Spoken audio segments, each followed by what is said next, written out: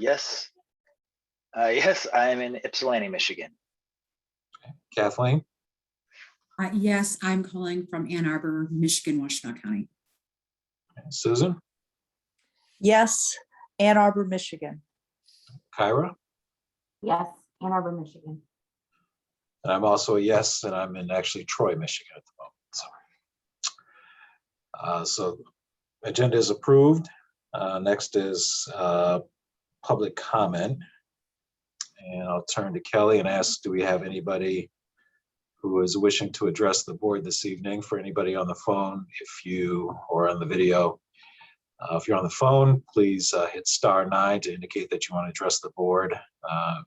If you're on the Zoom call, hit the raise hand icon so you can be recognized. So Kelly, do we have anybody who's looking to address the board at this time? You have up to 3 minutes, by the way. We have Mr. Mogensen. Mr. Mogensen, you've been unmuted. Yeah, yes, my name is Jim Mogensen, and I am a frequent public listener. Most of what I do is when I attend public meetings is to listen. And most people would probably say I'm a frequent public speaker because I do speak a lot. But I try to do some background work.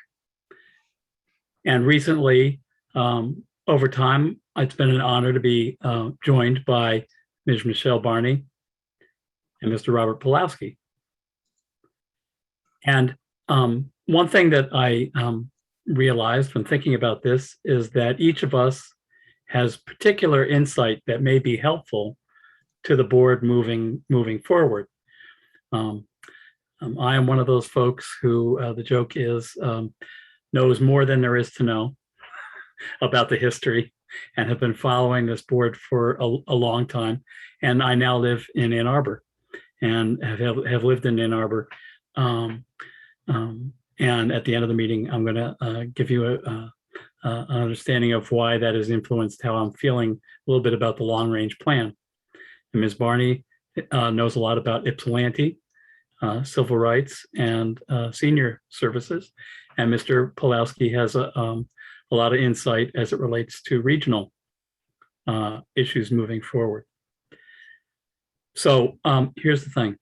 Always something comes up in the middle of the day. I had intended to write up some stuff and send it to the board and have them read it before this meeting. Wouldn't you know, something came up.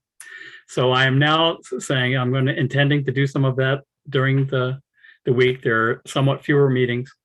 And the idea will be to get it to Kelly, and then when people come back, have it go out to the board in time for both the committee meetings and then the early board meeting in December. So you'll understand more when you get it. And thank you very much for your time and attention as always. Thank you. Kelly, do we have anybody else who's looking to address the board at this time? Robert Pulowski, you've been unmuted. Good evening. My name is Robert Pulowski, and I'm calling in from Southgate in Wayne County. First thing I'd like to start off with is Jim. Thank you for the shout out and the credit. I really appreciate it. I do a lot of transit activism for the Metro Detroit region as well as Myrtle Beach, South Carolina as well. And I'm also a public speaker and a regular attendee for these board meetings. And I just want to see AATA, succeed in the years to come. I'm a regular rider on all AATA buses, especially the 4 Washtenaw, and I've seen it all in the years I've been taking that line and the years I've been taking the system. And it's really, it's changed from going from having the technology upgrade and everything else into it. So, we've changed, dramatically all over the course of the year. So, got to give you some credit there. But the first thing I'd like to start off with is tonight. So the long range plan for us, I was very pleased to be at the public hearings, the virtual ones over the past week, 2 weeks actually. I was unable to make it for the in-person meetings, but I heard a lot of feedback from over the in-person meetings, and they were very positive. Over the virtual meetings, there was a lot of college students and a lot of people regarding climate change groups within those public hearings. So we did get a lot of public comment were really, really good And I'm just like to thank everybody for coming out to those meetings and, you know, standing up for what's being proposed in the years to come. But as always, great job on the plan, Mr. Carpenter and Mr. Yang, for everything that you've done on that plan. And, you know, I look forward to more public hearings and more public input going forward with this plan into next year of winter. As always, thank you to our board members that did attend during those virtual public hearings, especially you, Ms. Mozak. But great job and keep up the good work. But as always, thank you for time and opportunity to speak.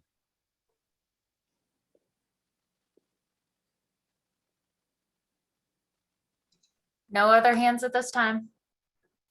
Thank you, Kelly. So we'll close the public comment period and move on to general announcements. Any general announcements from the board members or staff? Matt. Thank you, Mr. Chair. Two recognitions. First of all, I'd like to welcome back Miss Rosa Maria Nijuki, who's back from her time. It's wonderful to have her. She's already made me much calmer in the office. Thank you. And it's my pleasure this evening also to welcome Miss Deborah Holt. Deborah is our new executive assistant in the CEO's office, and I wanted to welcome her on board as well. She's also making a great quick start. Great. Well, welcome, Deborah, and welcome back, Rosa Maria. Good to see you both. Any other general announcements this evening? Mr. Smith. Thank you, Mr. Chair. Just wanted to let the board know that we have restarted Route 68, and it is back up and running at full service with the start of this most recent bid last week. Good news. Thank you. Any other general announcements?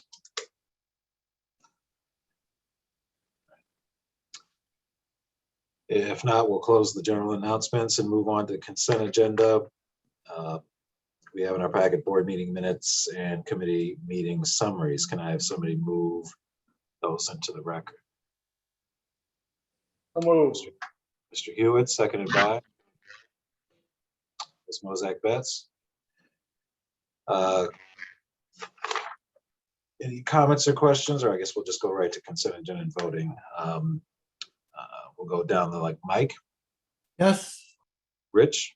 Yes. Raymond. Yes. Roger. Yes. Jesse. Yes. Kathleen. Yes, and I do have some comments, so let me know when it's appropriate to do so. Okay. Susan. Yes. Kyra. Yes. And I'm also a yes. So that's moved into the record. Policy monitoring will go into section 3. Normally, I think we would have a discussion on the committee meeting summaries at this point. I don't see it on our agenda, but I think Ms. Mozak, if you want to make a comment here, we can make a comment about those. So go ahead. Okay, so first I needed to make a correction to the actual board meeting minute agenda or the board meetings from October.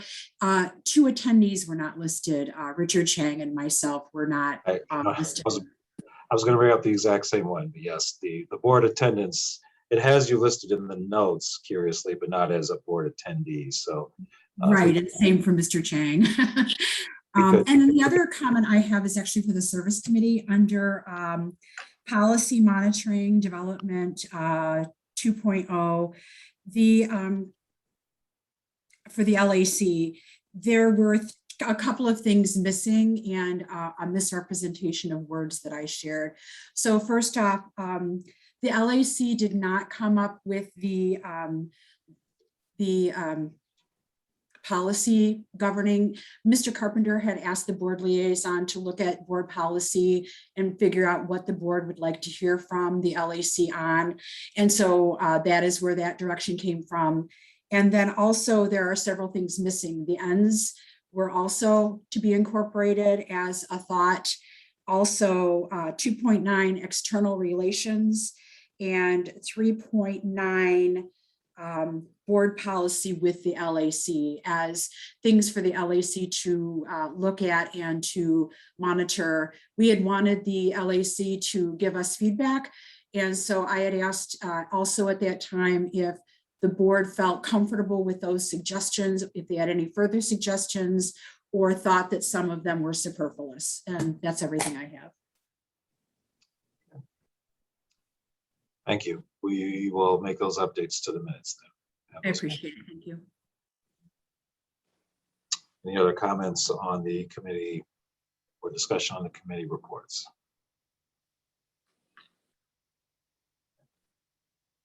All right, not seeing any, we'll move on to 3.1 monitoring report for 2.3 compensation and benefits, starting on page 12 of the packet. And it looks like Mr. Carpenter will take us through that.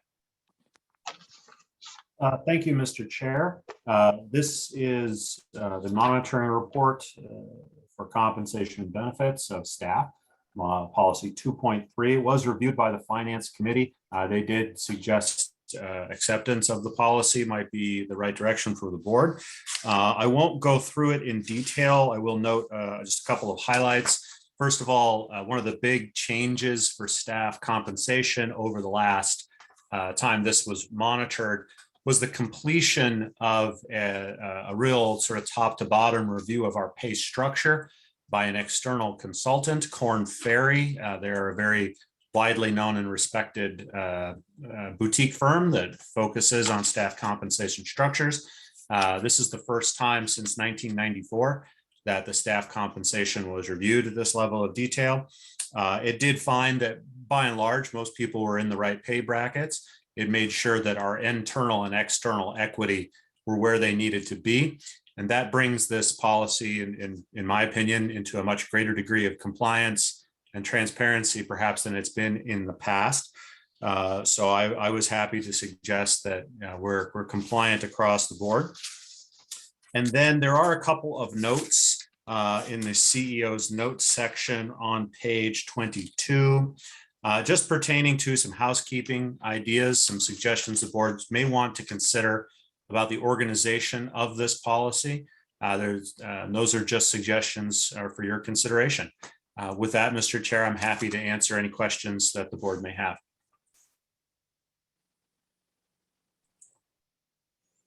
Thank you, Mr. Carpenter. And I'll open it up for any discussion on the report or the rating itself. Any questions for the CEO or the staff?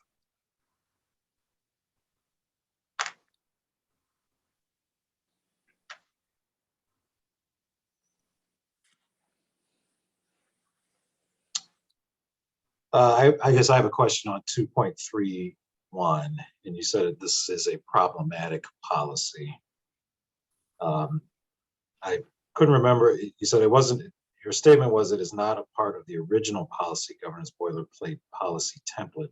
It was added in 2017.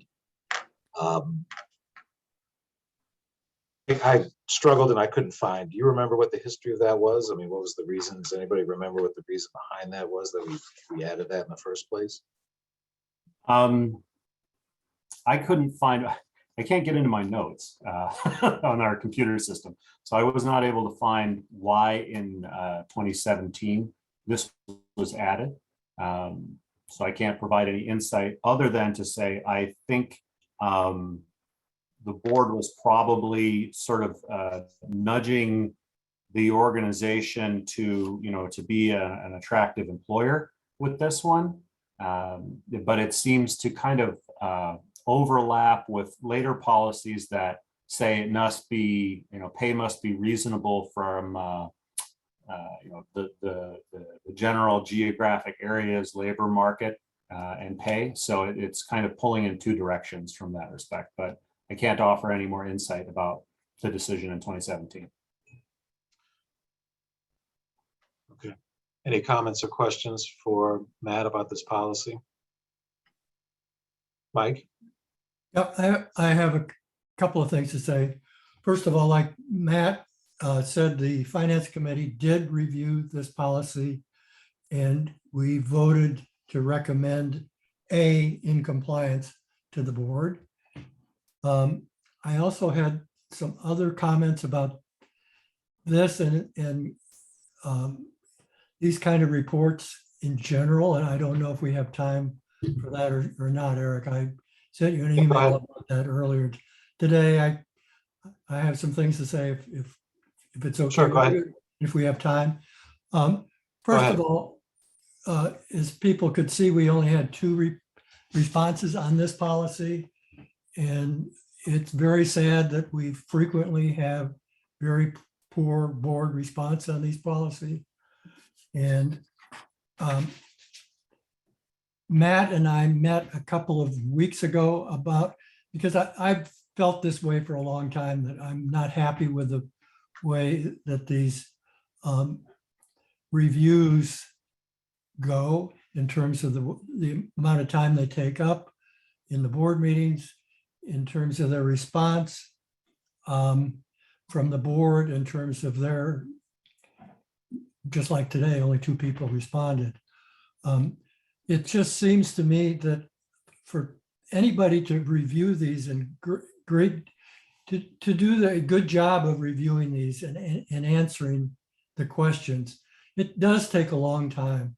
And I think that's problematic for the board. And it's also a problem for the staff in terms of taking lots of time. So the monitoring reports, Matt and I came up with a few ideas on how this might be improved. One was taking up less time at the board meeting. Obviously, we could put them on the consent agenda. That would maybe help one of those problems in terms of it taking up a lot of time and giving us more opportunity to be forward-looking rather than backward-looking. On the other hand, it probably takes away some of the incentives for the board to look at these at all. So that may not be a great idea. Some other things we talked about is some of these reports probably don't need to be done according to the current schedule. They could be done less often. Some of them might even be as needed. And examples of that could be the fare policy, the labor negotiation, construction monitoring policy. Some others maybe could go to it every other year, like an odd year, even years.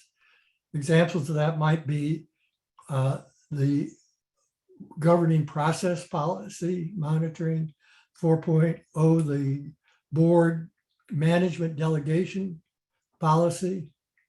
Other things that could be considered is that, in fact, Matt even mentioned it in his responses to this particular monitoring report, that some of them are really pretty proscriptive or I mean prescriptive. For example, 2.2.1.1, Matt is not supposed to devalue humanity. That's trying to interpret that. I don't know how he can. How do you report on I'm not devaluing humanity? I mean, some things like that are kind of perhaps border on ridiculous. Another one, 2.9.1, he can't ignore opportunities for collaboration. That sounds good, but how do you prove that? There's some other examples like this too.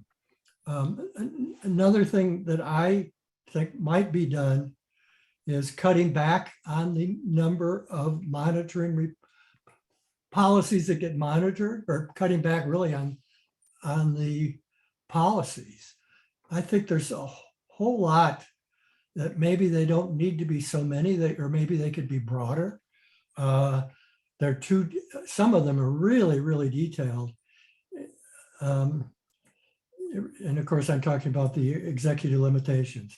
And maybe an idea here is to have Rose Mercier review all of the policies, and I would be happy to work with her to present my viewpoint and to see what she thinks, and what she agrees with, what she doesn't agree with, and what might be changed and rewritten that would make sense. But the main reason I wanted to bring this up tonight is present my views here. I've always been uncomfortable with these monitoring reports because they take up so much board time and so much, if we're serious about them, and so much staff time and in terms of the work of the board and work of the staff, but also time at the board meetings. And gives us, we didn't spend so much time on these. We could do other things like looking forward.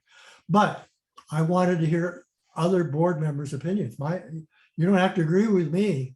I really would like to see if other people feel this way or they don't feel this way. And what kind of comments they might make or what kind of suggestions they might make to improve the whole process. I'm not happy with it, but maybe everybody else is. And I gave some of my ideas, but other people might have even better ideas. So I'd like to open it up for board comments on this particular topic. It's fine with me. Any discussion on that particular point? I think Mike just volunteered to be the head of the policy task force. Thanks, Mike. So I think it's easy for us all to agree that the monitoring report is a critical part of policy governance. And so I like the fact that we're just trying to figure out a way to meet that requirement, but also not make it a heavy lift. But in reality, I felt like we actually were doing pretty good when, frankly, like I was getting nagged a lot because there's times that it would just, especially recently, it'd be in my email box and I would just forget about it. And I know with the transition with executive assistants, we weren't getting nagged as much. And so I felt like right before the last couple of monitoring reports, we were doing pretty good. I think it was, in fact, I think we had everyone responding. So I don't know if it's really a process change needed. It's just more we need to be like held to the fire and just have someone just say like, guys, like only 2 of you respond to this. And then I'm like, oh, shoot, that's right. And then I'll get on and actually take care of going to a monitoring report. So I just wanted to throw that out as something just to consider of maybe we don't have to do a wholesale change. We just need to have someone just kind of holding it over our heads that we have to do it each time. But I agree, there's some that for sure we could probably change the cadence, and I think that's worth exploring too. I actually think Kelly has been pretty good at nagging us. It hasn't been too successful. Maybe there's a better way that can be done. And Rich, maybe you can think about that. Kathleen?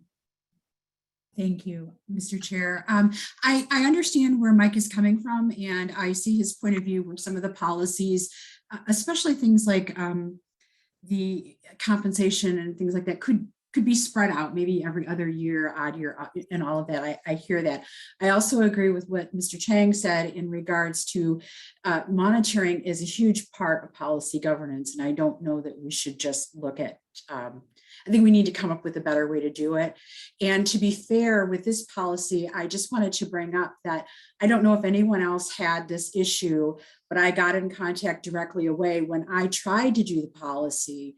I got a screen that said, this has been closed by the owner. And so I was not able to do it. And then I got a new link several days later, and then I did complete the policy, but it was several days later. So I don't even know if my stuff was accounted for. So I don't know if that's in relation to what's going on with our internal struggles right now, or if that was just a glitch in the matrix. But yeah, I could not perform the duty originally because the page said not available, closed by the owner. That's good to know. Thank you. Others? Jesse? Yeah, I was another one who did attempt to fill out the survey, but was unable to do so for quite a while, I think until after the deadline. So I think that played into this one a little bit. I think we have shown that we can and fill out that we do fill out the surveys. The the report on treatment of staff comes to mind. That seemed to draw a lot of attention. It could just be, a matter of interest in the topics. I couldn't venture to guess really. I'm very much in favor of creating a new monitoring schedule because I think, Mike, you're entirely right that some of these policies don't warrant annual review, and that I think creating a more optimizing the schedule would allow us to spend more time or adequate time, not more time, but adequate time on the policies that really deserve it. And sometimes we get there's some meetings we are dealing with too many reports, and I would like to see that. I think there's a lot of room to do with the schedule. I do see the monitoring reports as one of our that's our primary form of oversight, and I do believe we have an oversight role in the board. Yes, we are supposed to be forward thinking, but we are also an oversight for staff. And I think just with policy governance, that seems to be the vehicle for that. So I think that a lot can be gained by adjusting the schedule. And I think there's probably, to the extent that policies themselves need to be analyzed, we've done that in certain instances. Whether that needs to be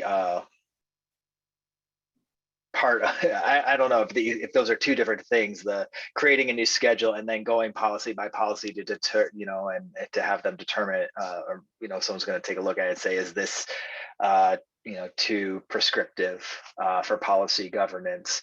But then, we've identified in the past on a point-by-point basis which ones are, Matt thinks are too prescriptive, and in some cases we have made a decision to rewrite them. I guess I've kind of interpreted that, like the ones where we haven't done that there's not a lot of consensus on the board that the ones that we didn't work on are too prescriptive, or I guess I've kind of interpreted that as that we're comfortable with the amount of prescription in those policies. But maybe I'm definitely reading between the lines on there, just identifying where we have worked on it and where we haven't. But I'm in favor of analyzing, of taking a look at those further. Thank you, Jesse. Others? Any other comments? Roger? Yeah, I think not every policy the company monitors, Matt will make us, not in all of them, but a number of them, there are statements of, I don't know how you would provide evidence for this. And I think as Mike is looking through the executive limitations, we ought to look very hard at anything that tends to be aspirational rather than provable. Because that's what the executive limitations should be. Things that Matt can find clear evidence that he either is or is not in compliance, and try to, things that are more aspirational, move to the ends. It's not a huge problem, but I think it makes things a little more complicated.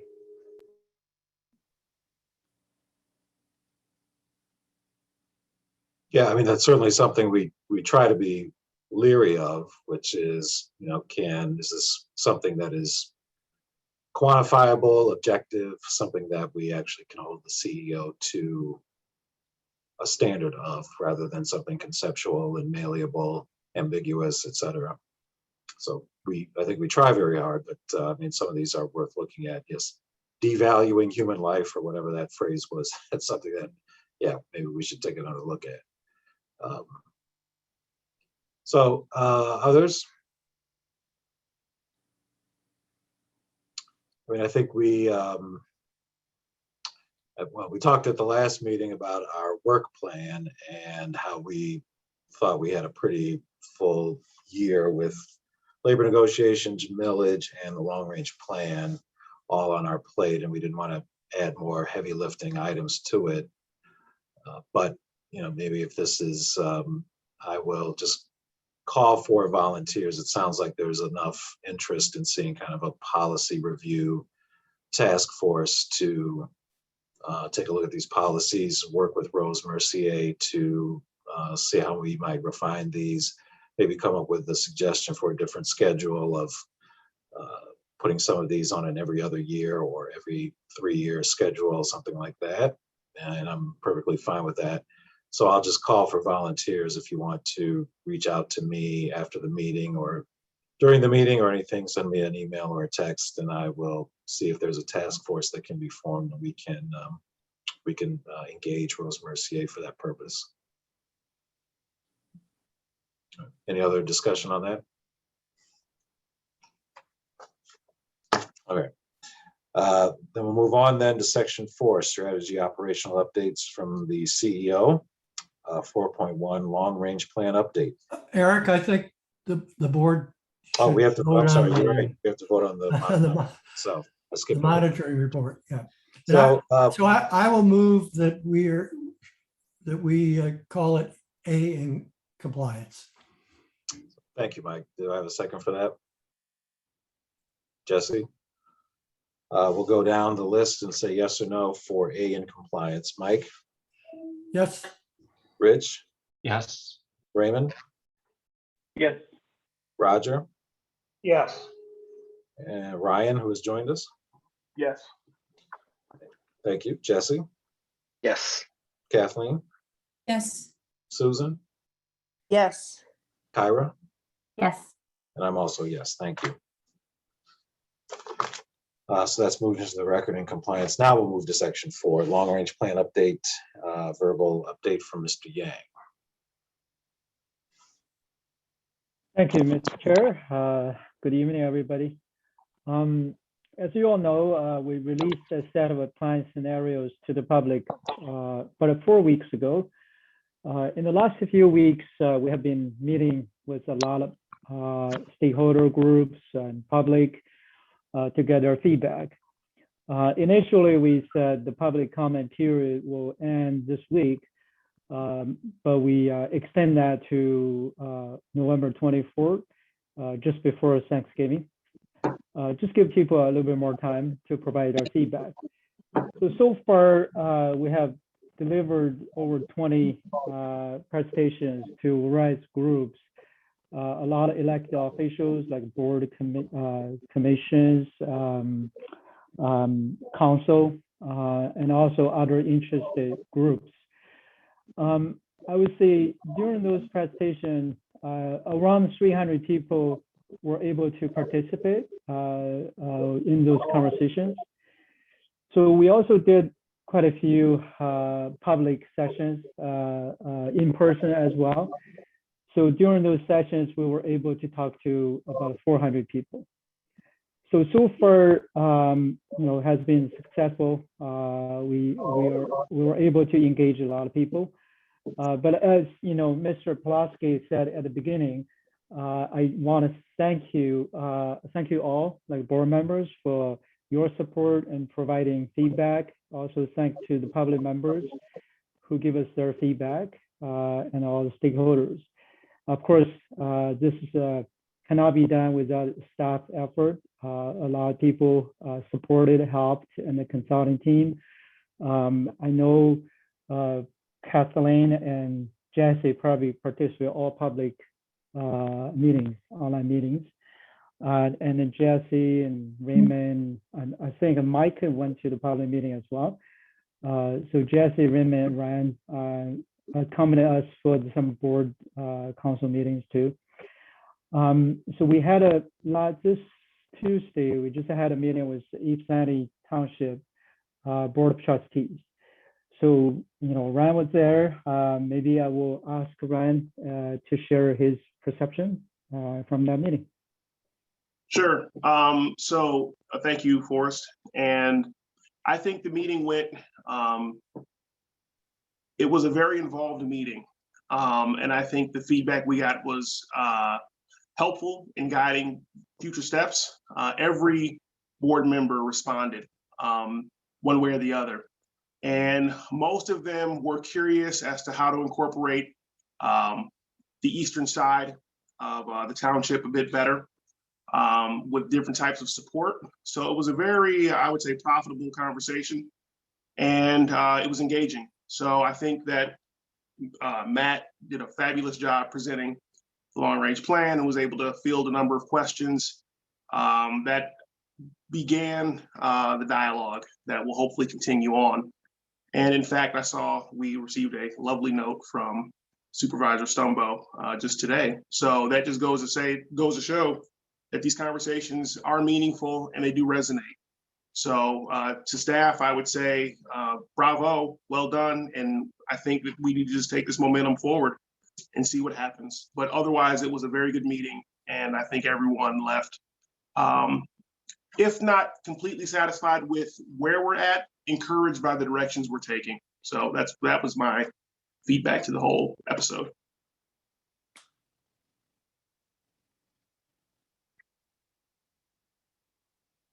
Thank you. Forrest, anything else? No, we're, moving to, after we close the public comment period, we're moving to next steps. Of course, we're going to come back to committees and board for further discussion. That's all. Thank you. Thank you. Any questions or discussion about that?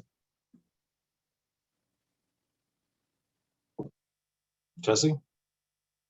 Thank you, Chair. A couple of quick questions. I saw that, not that you're probably too interested in giving one more presentation, but I saw that you had given a presentation to the Ann Arbor DDA, and I was wondering if you'd reached out to the Ypsilanti DDA as well. So we did include Ypsilanti. I reached out to city of Ypsilanti, staff member, tried to arrange at the staff level and for the long range plan. I haven't heard back. I can definitely do a follow-up, see if they're interested in having a separate meeting. Okay, and between meetings, I've come up with other questions about the long range plan, and I was wondering how best to address those. Should that be in to you in these meetings? Can I send emails to Matt? Can I send you an email that you can pass along to the consultants to answer? Thank you. Please, if any of you have sort of new questions, that's wonderful. Sometimes these ideas have to percolate a little bit. So that's natural. Please send any direct questions to Forrest. I know he's happy to speak with any of you directly, some of you very recently. And no, by all means, please send them directly to Forrest.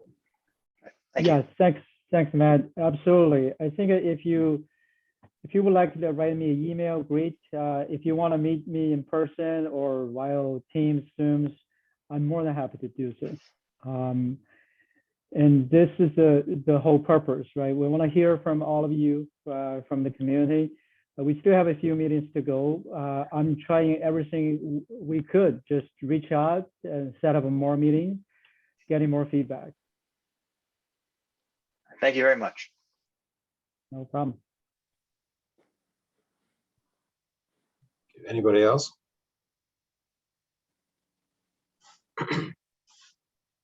Okay. Thank you, Forrest. And then we'll move to the Q4 21 financial report. Looks like Ms. Reed will start us off. Go ahead, Dina. Thank you. So the fourth quarter report is in your packet. I will remind you that this is our first close. So given that we are at the end of the fiscal year, this is where things stood as of the first close. And now we'll have journal entries and adjustments, and of course, an annual audit. So there will be another report coming your way in a few months to give you the final report for the fiscal year. But as of the first close, we are reporting a $14.4 million surplus in the operating fund, and that is on the first page of your statement in the revenue expense section. That is really in line with what we had projected a few months ago as we were in the middle of the budget process. That's very close to what we said then. So we're ending the fiscal year pretty much where we expected. We did have a favorable, little bit of a favorable revenue, and then a little bit of favorable expense of a couple $1 million, and that comes out to a favorable budget variance. We did budget and plan for a capital reserve transfer of $11.9 million, which is being funded from the surplus. And so we have an additional 2.5 million, which we're leaving or we're putting in the operating reserve. And we will need that, as you see, as I'll point out in a minute further into the report, that reserve will help us fund to meet our requirements for cash on hand for the next fiscal year. Just another note on the first page here is that we are utilizing our CARES Act funds as we discussed. We've spent 18.5 million as of year end and have a couple $1 million left, and we're going to continue to use that until it's depleted.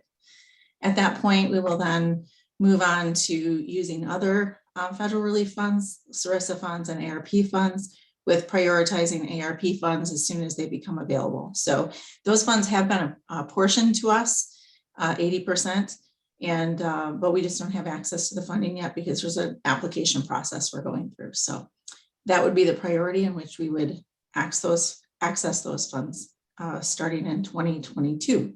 If you move further down the report, the top of page 2, you can see what I was just referring to, where operating reserve balance appears to be about 3.7 months, which is above what we typically would expect or keep or be required to keep under our policy.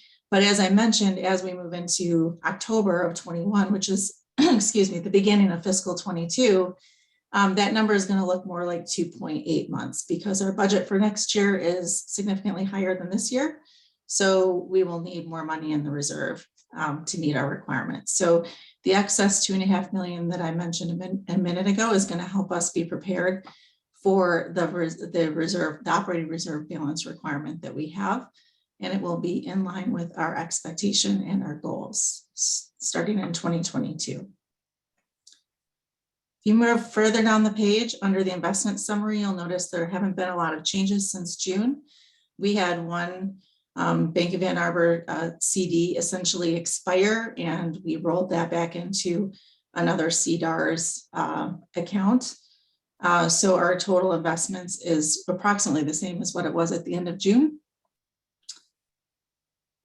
And that concludes my report for the fourth quarter, the first close.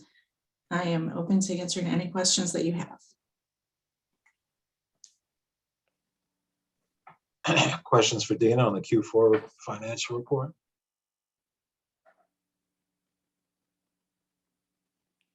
Jesse? Sorry, it seems like I have a lot to say this meeting.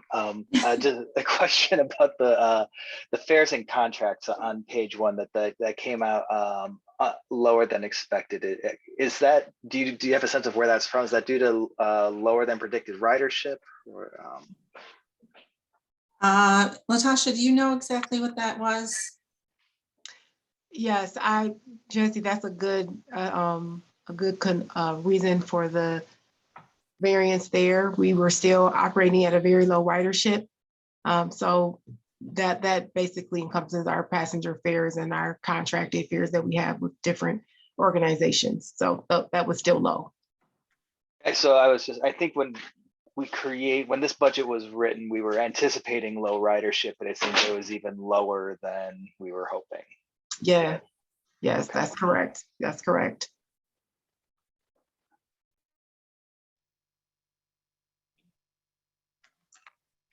Others?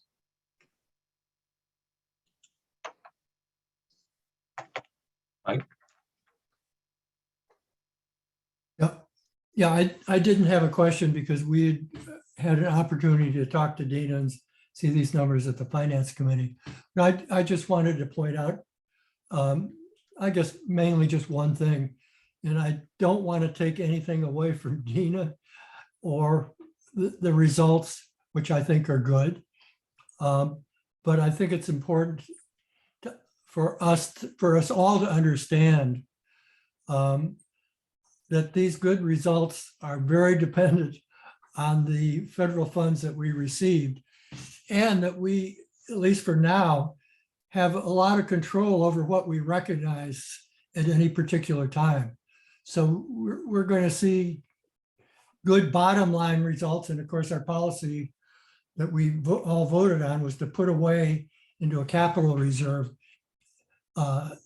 the excess that we have or that we can show, and that's what we're doing. But it is misleading if you think things are really going well, because look at those nice bottom line numbers, and we're putting away a lot in our reserves. It's going away, guys. And it's going to be harder. And so we expect to show really good results for the foreseeable future. And if we don't, there's something wrong. I just want people to understand that. Thanks, Mike. And if I may add to that, that don't disagree with you there. I do think that, another way to look at the financial statements is to look at how we're performing as compared to budget, because that really does demonstrate at least that we are managing within our budget on the expense side. So regardless of the additional revenue that was budgeted and planned for and is helping us meet that bottom line, we are performing within our budget, which is an important note, I think, to make. Yeah, I completely agree with that, Dina.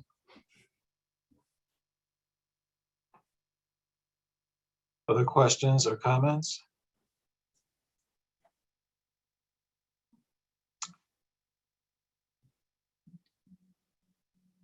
Anybody? Okay. Maybe you talked about this at the Finance Committee and I wasn't there, but I mean, do we, in a time like this when, I think I saw the CPI is up 6.2% or something like that. It's, inflation is pretty high right now. I mean, are we looking at changing this investment strategy at all based on that? Or is it just kind of, we're going to stay where we're at and play it safe for the moment, which I don't have an opinion either way. I'm just kind of wondering if we think about this differently since, inflation is so high and it looks like it's going to be around. I mean, I'm not an economist, but from what I hear from people who know, for at least the first 2 quarters of next year. So I guess maybe could you comment on that? Sure. We are always evaluating our investment strategy with how things are going in the market. I will tell you that inflationary factor doesn't always play favorably in terms of savings or investing more funds. And we're seeing the impact of that in our investments right now. You may have noticed in that investment section that the new investment that we rolled over that CD into was significantly lower at 0.05 or 5 basis points, which is significantly lower than what we were typically seeing and what our other investments are because they haven't come due yet. So we are and have actually employed an additional strategy to keep a little bit more cash because the investment, we're hoping that there might be an opportunity for the investments opportunities to improve.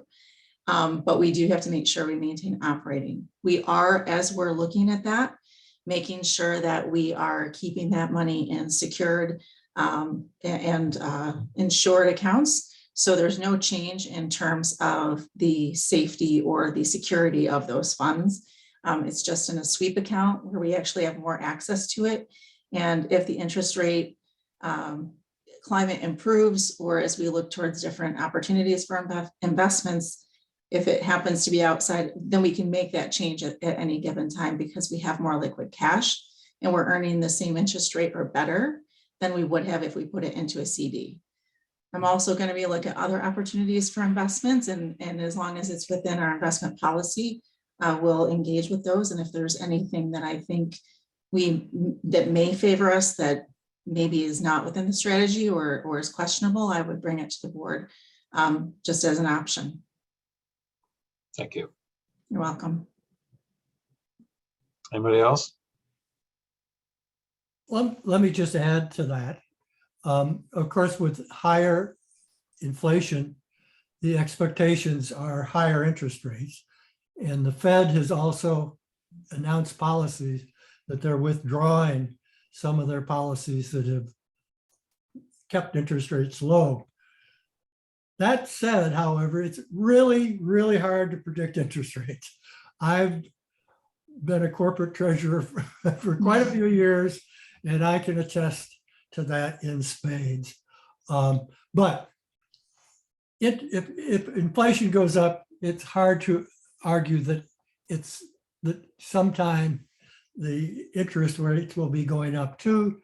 The timing of predicting that is very difficult, however, and I have a lot of confidence in Dina managing that. And of course, the Finance Committee will be talking about that probably at every meeting. Thanks, Mike. And as you mentioned, I mean, there is a lag. Oftentimes with those interests, with inflation and the interest rates, we're definitely in that lag right now. And the good news is we're able to keep that cash that we have a little more fluent. So as interest rates catch up, we will have the opportunity to make those investments at higher rates. Thank you both. Anybody else?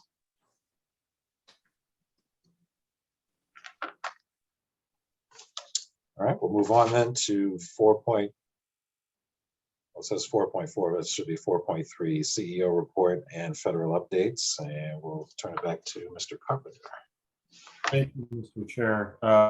There's been a lot of water under the bridge since we last met, and I want to update you a little bit and members of the public as well.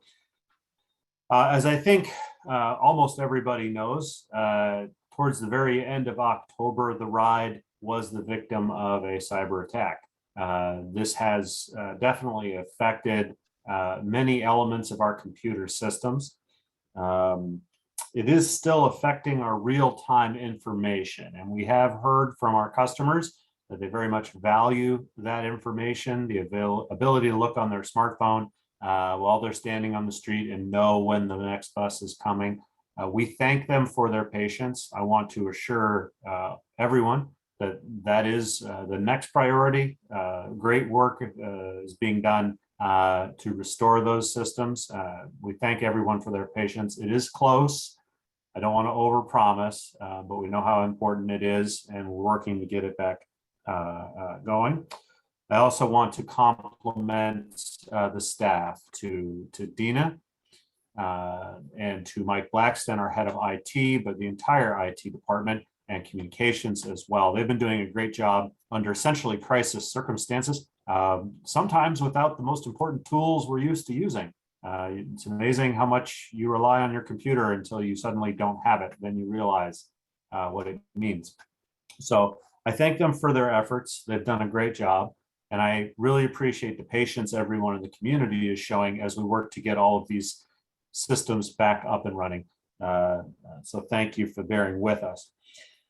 There's also been a lot of things going on from a federal perspective in the last couple of weeks, and I wanted to update the board on some of those things that are alluded to in this report. First of all, federal vaccine mandates. You may recall that President Biden a couple months ago promised that all large employers would be required to ensure that their workforce was vaccinated or undergoing testing for COVID-19. Those regulations did come out a couple of weeks ago. We've been monitoring it closely, preparing for that. Very shortly after the regulations came out, the lawsuits followed. Right now, our understanding is the regulations have been paused and referred to, I believe, the Sixth Circuit for more review. So at this point, our understanding is that the federal government is not going to be enforcing the deadlines that were written into that original regulation, which were aggressive. They had things we needed to do by the beginning of December, and full compliance basically starting in January. Our understanding is that those things are all on hold right now, pending the outcome of this court decision about the validity of the mandate itself. So we continue to monitor this very closely. I spoke with Gwen in Human Resources.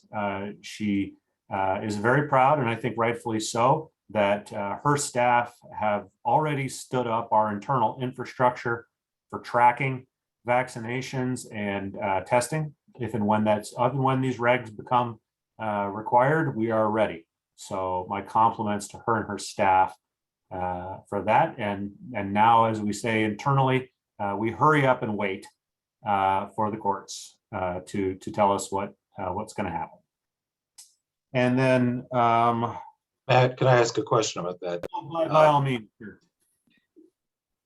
Yeah, yes, the OSHA ETS came out as an agency that gets federal money.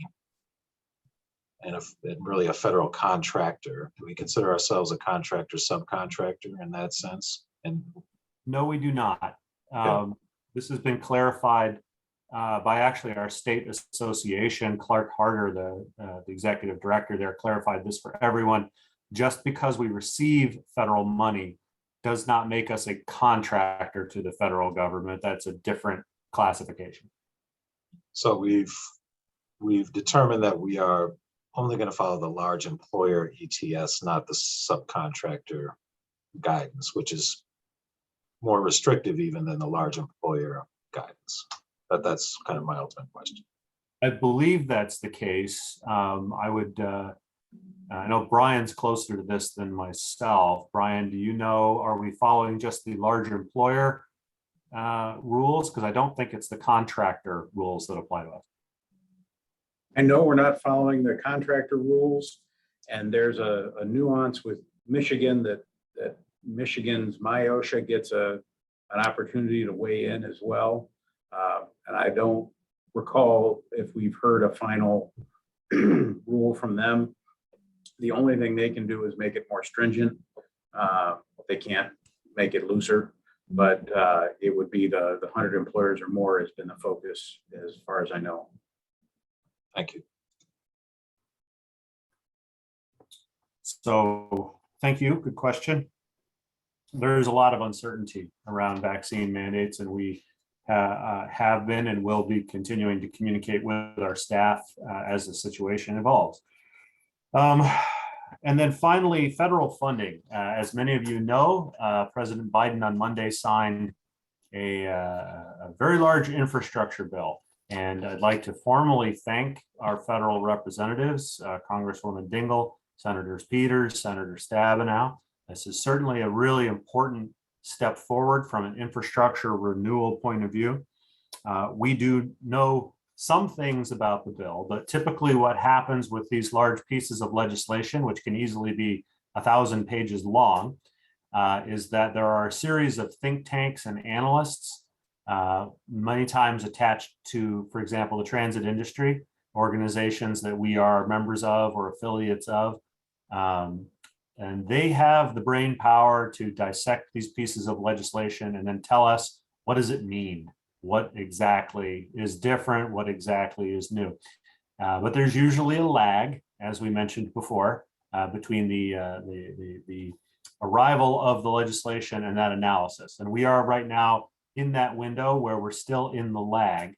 We don't know exactly what's in there or exactly how it could affect us.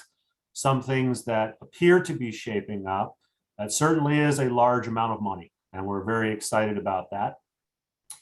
We should also maybe manage our expectations. As large as it is, it's not enough from a macroscopic point of view. The United States has been in many respects underinvesting in much of its infrastructure for some time. If you look at the water and sewer systems in Benton Harbor that have been in the news recently, if you look at the state of many of our roads, there's certainly no small amount of need out there. So this will be an important investment, but I think we should also maybe manage our expectations that this is not going to be maybe a shot in the arm, but it's not going to be a radical, world-altering amount of money. What tends to happen is a large dollar amount gets publicized, but then by the time it filters down through many, many layers, the amount of money that comes out the end of it can be hard to predict. We have not seen any indication that the federal government is getting back into operating funding. There does appear to be some formula funding that may be increased. It's how much and to whom is still a little unclear, but that by formula is money we will not need to do anything about. It will simply show up, but it will be apportioned to every transit system in the country through a prescribed formula. It also appears that the legislation contains a great deal of capital investment. I would say that that's probably where the focus was intended to be as an infrastructure bill, not surprising. How exactly that shows up, we're not 100% sure. Most likely it could show up as a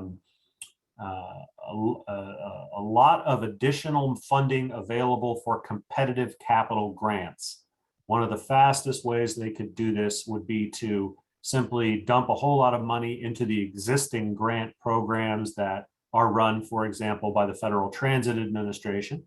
But that's still a competitive process, and we would need to submit grant applications. We would need to provide a local match. We would need to meet NEPA and other study planning requirements. So we just want to make sure amongst all the excitement about this piece of legislation, we also prepare ourselves for it may be a little while until money actually begins to flow. Nevertheless, it is an exciting development, and we're very excited to learn more about the legislation. I'm expecting to see some of those analyses pop up in the next week or two around about Thanksgiving, and we'll be happy to share that information with you and the public as it becomes available. With that, Mr. Chair, I think that's it from us. Supplements to my written report. Happy to answer any questions there may be. Go ahead, Mike. Yeah, thanks, Matt. So assuming it hadn't occurred to me, but what you said about it probably being a lot of it being funneled into existing programs like with the RTA, that's another thing that's favorable that we've set up this capital reserve. We should have a lot more opportunity there than we would have had otherwise. And that's very good to hear for that reason. I had a question on another matter that's in your report. Sure. Maybe if there's anybody else who wants to talk about the infrastructure program, then I'll ask that later. Seeing nobody, I'll ask it now. You have the floor. Go ahead. Pardon? You have the floor. Go ahead. Yeah, in your report, you mentioned a little bit about the RTA and that you've submitted some feedback on their preliminary plan that they put out. Could you provide that to the board, please? Oh, absolutely. I'd be happy to forward it off before the end of this meeting. Yeah, no trouble. Okay, thanks.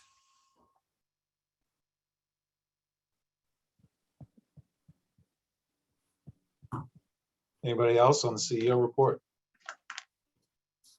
Jesse? Thank you. I had a question about the fresh air retrofits. Could you remind me what percentage of the buses will be getting those systems? I will defer to Mr. Smith.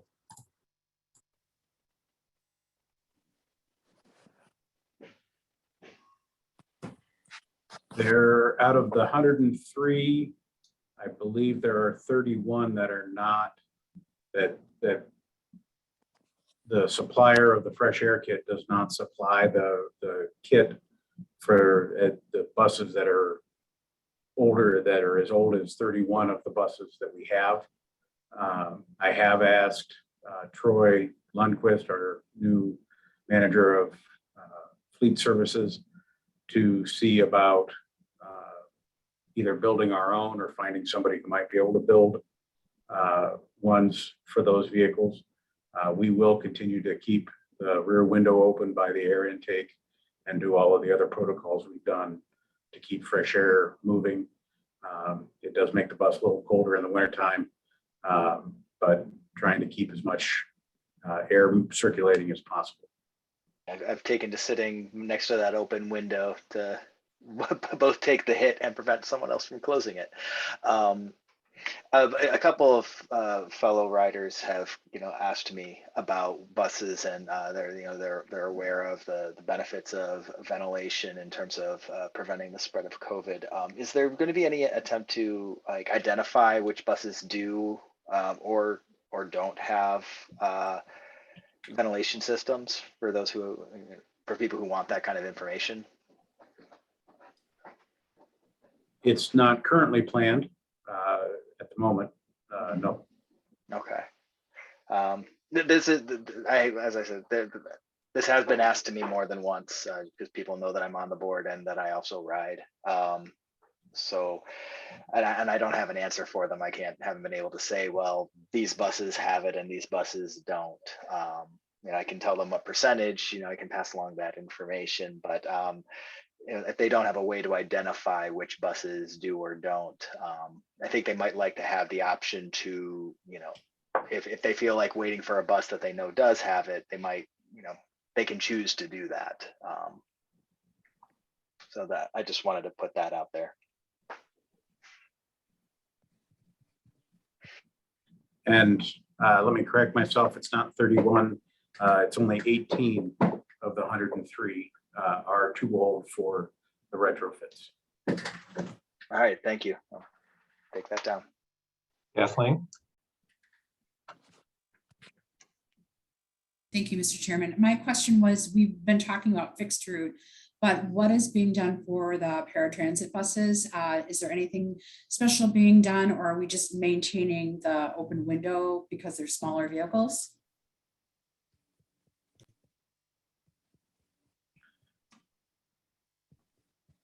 As far as I'm aware, there is not a fresh air kit available for those vehicles, and but we are having MV maintain the open window so that they still do get fresh air.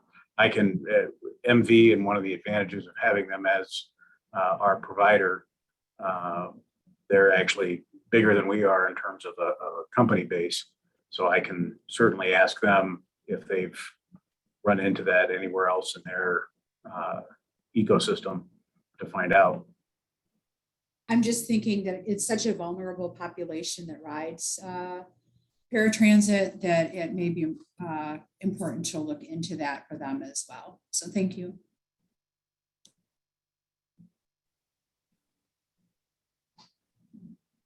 Anybody else?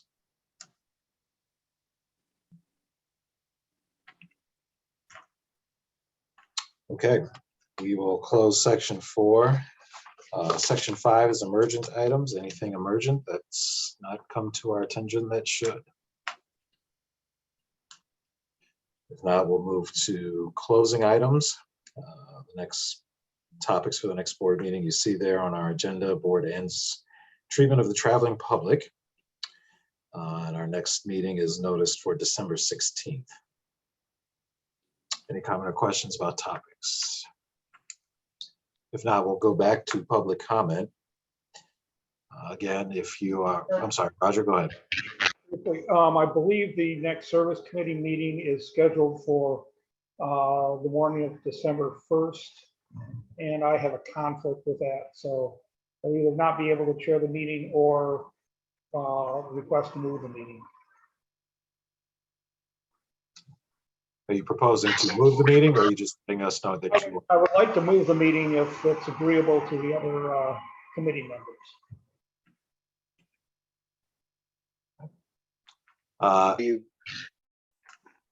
Go ahead, Jesse. Well, I guess maybe the most important question, is that something that has to be decided at a board meeting, or do you want to handle that via email? We'll handle that. I don't want to spend more time with a scheduling meeting, with a scheduling discussion, so we'll handle it offline, probably by email. And hopefully Deborah can help us schedule it with Matt's cooperation. Thank you. Anything else? All right, so we'll go back to public comment period. Members of the public can address this for up to 3 minutes. If you are on the Zoom, please hit the raise hand icon to let Kelly know that you are waiting, or if you're on the phone, please hit *9. Kelly, do we have anybody who's waiting to address the board? We have Mr. Robert Palowski. You've been unmuted, Mr. Palowski. Thanks, Kelly. Good evening again. Just like to start off with welcoming back Rosa to the board again. And I'd like to welcome Matt's new secretary, Deborah. Welcome to TheRide. You'll enjoy every second of day with your job. Being here is just unforgettable, and just dealing with the people is, you know, just the best thing. I gotta give credit to Forrest, you know, you'll enjoy working with him, you know, scheduling meetings, you know, keeping it simple. So you'll enjoy every time you have here at TheRide. But I'd like to jump into the cyber attack that Mr. Carpenter pointed out. I just want to wish you best of luck on that. I understand this is a hard time, especially when cyber attack does happen. It affects everybody. It affects, you know, everything that you own. You know, I can't relate to it, but, you know, all I can say is just keep pushing through it. You're being troopers at it, so keep it up. This last thing I'd like to point out is 23 Plymouth. So, you know, we just went through the service restoration and the times got a little bit switched on it. What I'm proposing tonight is if we could expand 23 Plymouth to the University of Michigan Eastern campus for the hospital to provide an extra connection there from the Blake Transit Center down to the hospital for extra connections for college students to connect back and forth besides the one University of Michigan route that is currently served there. So just a suggestion, but I'd like to see it maybe considered, hopefully. But other than that, keep up the good work. You're pushing it through, and I appreciate everything that you do. And I'll continue to speak at these meetings, and I'll continue to show my support every step of the way. So thank you. I do got a little credit for Brian. I like the new look you got going on there, Brian. You look a little bit different from most meetings, but I like it. But thank you for the time and opportunity to speak. Thank and you. have a good holiday. Thank you. Kelly, do we have anybody else? Mr. Mogensen, you've been unmuted. Yes, Jim Mogensen. One thing that comes to mind, I was at a Watts Technical Committee meeting, and I learned that MDOT is working on redoing the intersection of Washtenaw and US 23. And I want to make sure that TheRide is involved in that conversation so that if there is to be BRT, that happens at the same time, because it's unlikely that once that goes forward, it will be revisited before the end of the long range plan. They're trying to increase some safety and refigure that. So the other thing is that, so I started coming to these meetings early on as early discussions about what to do with the old Y lot. It's been a while, maybe 20 years. And the other thing is that I've also done some research. I'll put that in that material that I was talking about sending to TheRide for the board members. And now let me talk to you about, I used to live in the Green Bar apartment complex, which is across from the Green Road Park and Ride. And I had great service, right? It was like it was like a real sweet spot, and I had 15-minute service. And then the Plymouth Road Park and Ride was created. And the routes were rechanged, and the point was to have people coming to the Plymouth Road Park and Ride go downtown, and people going to the Green Road Park and Ride go to North Campus. And what happened was that my midday service, they made it clear, you know, it's challenging for people with mobility issues to ride during rush hour. But the midday service went to hourly, from 15-minute service to hourly. And the only way I could get downtown was to walk over to the Plymouth Road Park and Ride, and I had to cross over the US 23 exit ramp off of Plymouth Road, the southbound. That was kind of interesting. The other option that I had to do was to take the route to the VA Medical Center and then take the number 3 in. This is my example of how, when one is trying to go through either, if you call it ridership or productivity, how this can influence. And none of those folks who went to the park and ride have to vote on the transit millage. Right? And so that was a situation that I used. I didn't start talking, but because of that, but that was a situation that I think will move forward. So I look forward to creating this document that I've promised, and I will do my best to give as much information as I can. Thank you always for your time and attention. Thank you. Bye. Thank you. Kelly, do we have anybody else? None at this time. So we'll close the public comment, and then item 6.3 is a closed session for us to go into. I need to discuss matters that are outside the OMA. I need a roll call vote to go into closed session, and so I'll go down the list and say yay or nay to go into closed session. Mike? Yay. Rich? Yes. Raymond? Yes. Roger? Yes. Ryan? Yes. Jesse? Yes. Kathleen? Yes. Susan? Yes. Kyra? Yes. I'm also a yes. There was a link provided earlier for the closed session, so we'll leave this meeting and go to closed session, and I will see you there.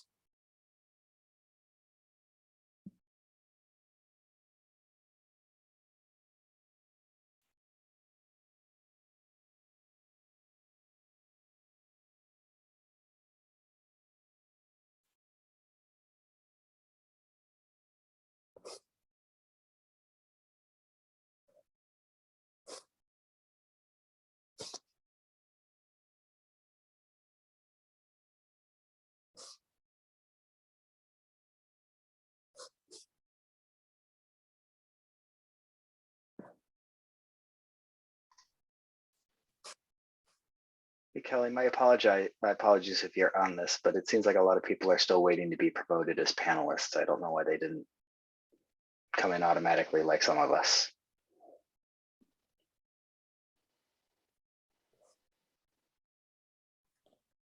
I'm not the host right now, but I think I am Ooh. a co-host.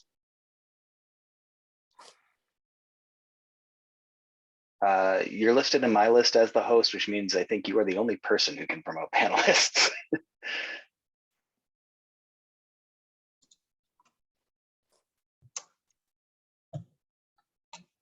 Yeah, it took me 3 tries to get into this meeting. I had to click out and click back in. I don't know.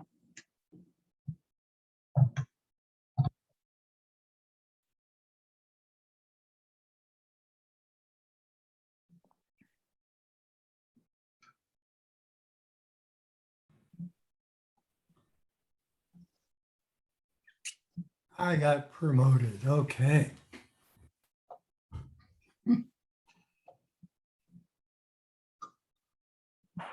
If only we're always that easy.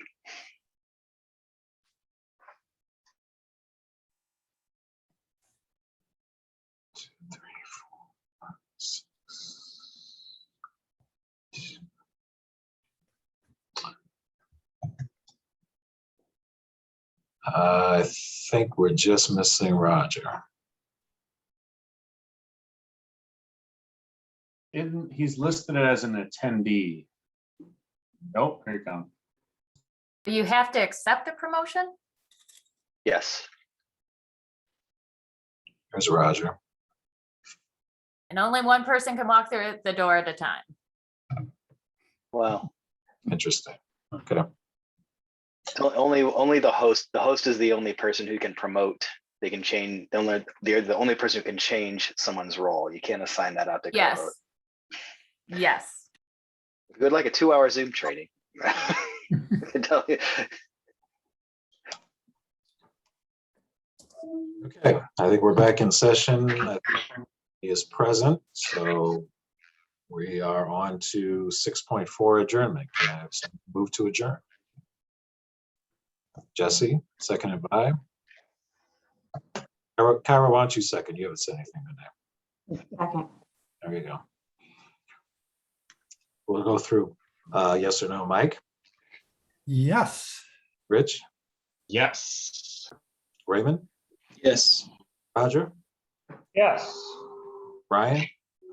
No more, please. Yes. Just in case anybody didn't know, this is Ryan's last meeting on the board. Oh, Oh, Jesse? Wait, is that true? Okay. No. I was gonna say, because I have a speech I could give. No, yes. Kathleen? Yes. Susan? yes. Kyra? Yes. I'm also a yes. So we are adjourned. Thank you, everybody. Thank Happy you. Thanksgiving. Thank Happy you. Thanksgiving. Everyone have a terrific week. Thanksgiving. Good night.